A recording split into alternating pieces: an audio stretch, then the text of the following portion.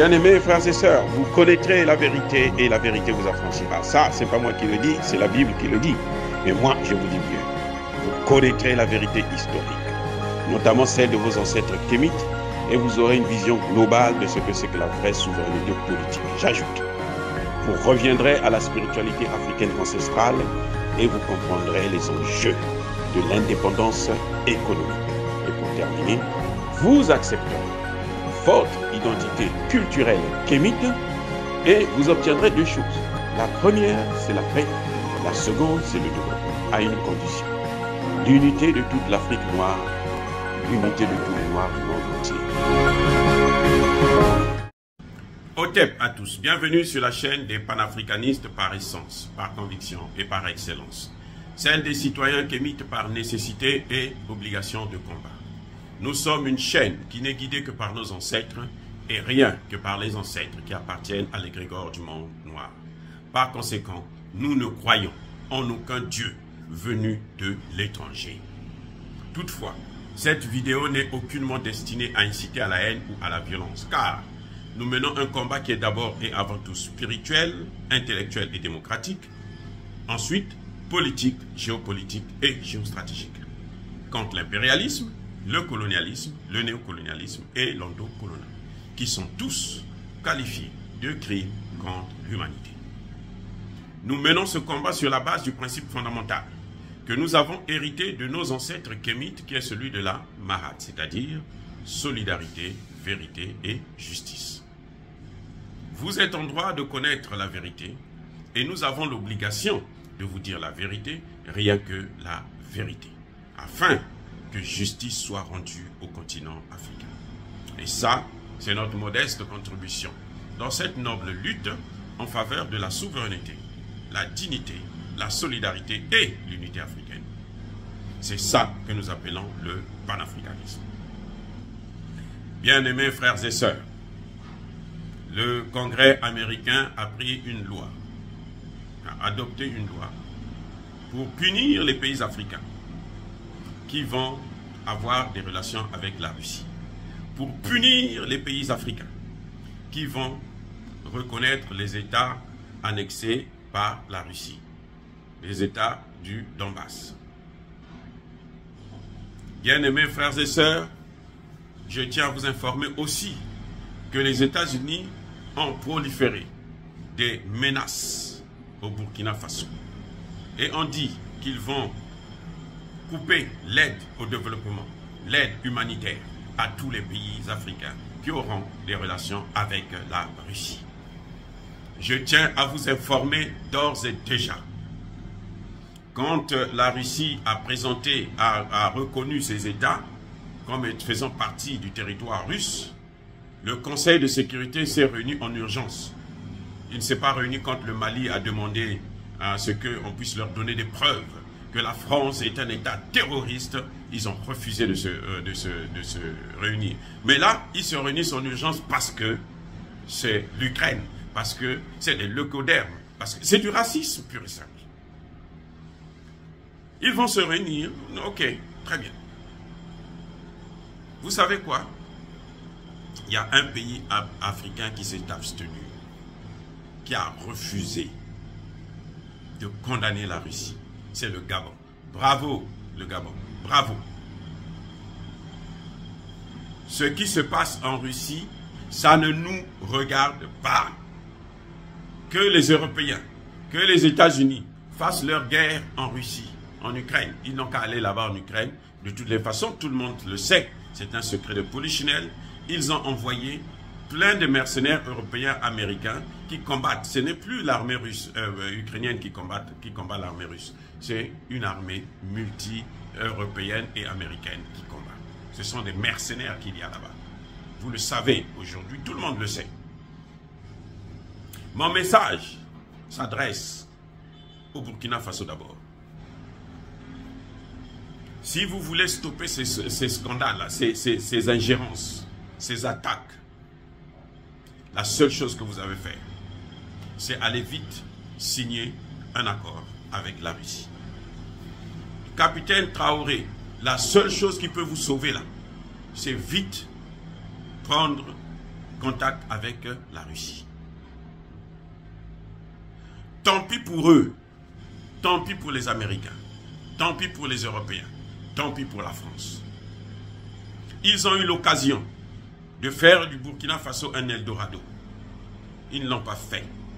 Depuis les indépendances, pour prendre le temps le plus court, je ne veux pas parler de l'esclavage, de la colonisation. Les indépendances, parce que c'est là qu'ils ont dit que non, maintenant vous êtes libres de gérer vos pays. Ils sont restés là, à travers les fameux accords de défense. Ils ont mis des bases militaires, ils nous ont imposé une monnaie. Et c'est ça qui est à l'origine de notre sous-développement. Lorsque Kadhafi a voulu créer la monnaie africaine, il y a eu une coalition internationale pour faire la guerre contre Kadhafi. La Russie ne faisait pas partie. Eh oui les gars, la Russie n'a pas pris parti au combat. La Russie s'était abstenue. Et Poutine n'était pas au pouvoir, c'était une erreur. Mais Poutine n'était pas au pouvoir, donc on ne peut pas imputer ça à Poutine. Il n'était que Premier ministre. Vous devez savoir une chose, que l'aide au développement n'a jamais développé un seul pays. Ça n'a pas commencé aujourd'hui. C'est la meilleure façon de nous affaiblir, d'affaiblir nos gouvernements, d'affaiblir nos politiques, de détruire tout processus de développement, l'aide au développement. S'il y a un État, c'est pour ça d'ailleurs que nous critiquons Macky Sall, qui est devenu le mendiant du blé, le mendiant international, il passe partout pour quémander de l'argent, donnez-nous temps pour la protection de l'environnement, donnez-nous temps pour la lutte contre le réchauffement climatique, donnez-nous temps parce que nous avons faim, donnez-nous temps. Nous, on ne demande pas ça à Macky Sall. Les peuples africains savent que leur développement doit venir en travaillant eux-mêmes. Leur développement doit venir en créant des richesses. Et nous en avons les moyens. J'ai écouté Jacques Chirac qui expliquait à ses compatriotes, au moment où il était encore au pouvoir, il dit que le kilo de café produit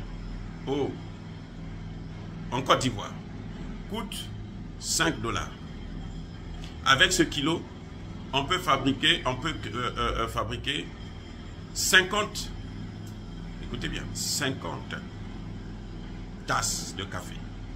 Et la tasse de café, le prix moyen, c'est 5 $. Donc, ça fait 250 $, pour 250 € pour 1 kilo de café. C'est ça que ça rapporte. Pour transporter ce kilo de café jusqu'en France, c'est peut-être 1 € en plus ou 2. Même pas, 1 €. Même pas, parfois même pas 50 centimes ou 25 centimes.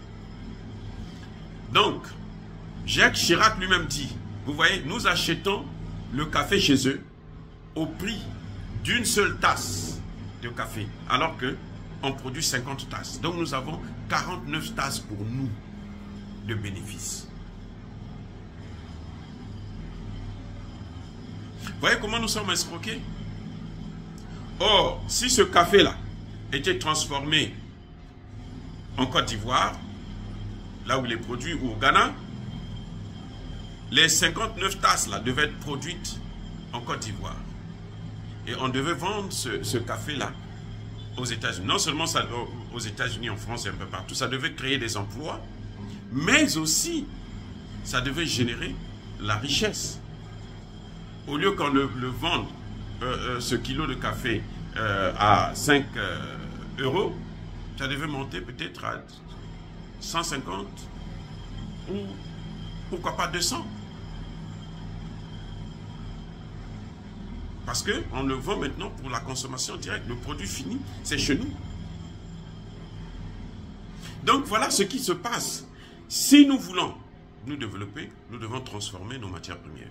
Or, avec ces gens-là, le système qu'ils ont mis en place, c'est un système qui est fait à ce que nous ne puissions pas transformer nos matières premières, que nous puissions dépendre d'eux. Eux, ils viennent prendre les matières premières, ils amènent chez eux, ils transforment, et ce sont eux qui nous revendent le produit fini.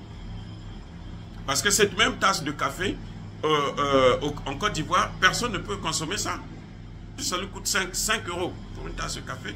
Ce n'est pas donner à n'importe qui, c'est peut-être le président seul qui peut prendre ça avec ses ministres. Donc voilà comment nous souffrons. Et que le capitaine Ibrahim Traoré doit savoir, quand il a pris le pouvoir, il a mis sa tête à prix par rapport à la politique qu'il va mener. Si c'est une politique favorable aux Occidentaux, on va le laisser tranquille. Mais il n'y aura pas de développement, il n'y aura pas de changement. La population va continuer à marcher jusqu'à ce qu'on arrive à le faire partir. Mais s'il change de politique, il aura tout à gagner. Et changer de politique, c'est faire ce que la population lui demande, comme au Mali. Faire venir les Russes, signer des accords avec des Russes pour qu'on achète des armes et on commence à lutter contre le terrorisme. Le reste viendra par la suite. Le changement de monnaie, ainsi de suite. Tout ça, ça va arriver. Donc, capitaine, ne vous laissez pas intimider. Au contraire, c'est mieux de ne pas dépendre de l'aide que de dépendre de l'aide. Parce que celui qui vous donne l'aide, là, l'aide n'a jamais été politiquement neutre. Quand il vous donne de l'aide, il vous dirige, il vous commande, il vous domine. C'est comme ça que vous avez vu qu'ils ont pris actuellement l'Union africaine. La CEDEAO, c'est pour eux. C'est la France qui décide.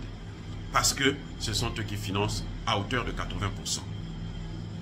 Et cette aide-là, nous payons, les populations payent sa chair. Maintenant, il faut se débarrasser de cette aide-là. Montrons à l'Amérique que nous pouvons vivre sans leur aide. Et nous en sommes capables. Parce que nous avons tout pour vivre sans eux. Mais eux, ils ne peuvent pas vivre. Ils ne peuvent pas vivre sans nous. Eux, ils ne peuvent pas avancer sans nous. Ils ne peuvent pas se développer sans nous. Parce qu'ils ont besoin de ce que nous avons. Ce que Dieu nous a donné, que Dieu ne leur a pas donné. Parce que Dieu savait que si je leur donne tout ça, ces gens-là seront méchants. C'est pour ça d'ailleurs que je ne crois pas à leur fameux paradis. Ils le disent même eux-mêmes, ils n'y croient pas puisqu'ils disent que l'Afrique, sans les Africains, c'est leur paradis sur terre. Oh, bien-aimés frères et sœurs, dire cela c'est inciter à la haine ou à la violence, non. Yaba colère, ve yamalem. Nous débattons, nous expliquons à nos compatriotes, à nos frères et sœurs, ce qui se passe au niveau international. Entre-temps, soyez bénis par le Dieu des Kémites. J'ai dit et j'assure. Abou Apia.